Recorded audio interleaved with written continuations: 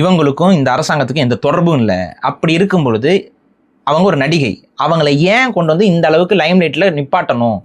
அதனால நம்ம கட்சிக்கும் நம்மளுடைய நண்பகத்தன்மைக்கும் இவருடைய தனிப்பட்ட கேரக்டருக்குமே ஒரு பெரிய பேக் இமேஜ் வந்து பெரிய அளவு பிரச்சனையா இருக்கு. இதை ஏன் இவங்க செய்யணும் அப்படின்னு சொல்லி ஒரு தரப்பு, ரொம்ப லாஜிக்கான ஒரு தரப்பு. இன்னொரு தரப்பு முட்டு கொடுக்க முடியல. அந்த இன்னொரு தரப்பு என்ன சொல்ல முடிச்சு, தங்கச்சின்றுச்சு. பாசமிகு தங்கச்சி. ரைட்ரா, பாக்கலையா நீங்க அந்த மாதிரி ட்வீட்ஸ்லாம்? அது சர்க்காசம்னு நினைச்சேன். நிஜமாவே சொல்றாங்களா? சர்க்காசமாவே இருந்தாலும் தங்கச்சி நான் சொல்லணும்.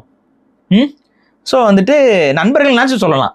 நண்பர்கள், அவங்க நண்பர்கள் தானேங்க, அவங்க 2 பேரும் நண்பர்கள்னு சொல்லலாம். உண்மையை சொல்லாமே.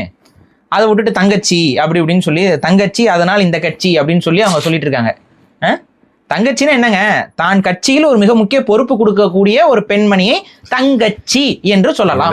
திருக்குறளுக்கு கலைஞர் சம்பந்தமே இல்லை. ரொம்பலாம் சிரிச்சோம்னா தூக்கி உட்கார வச்சிருவாங்க, பாத்துக்கோங்க.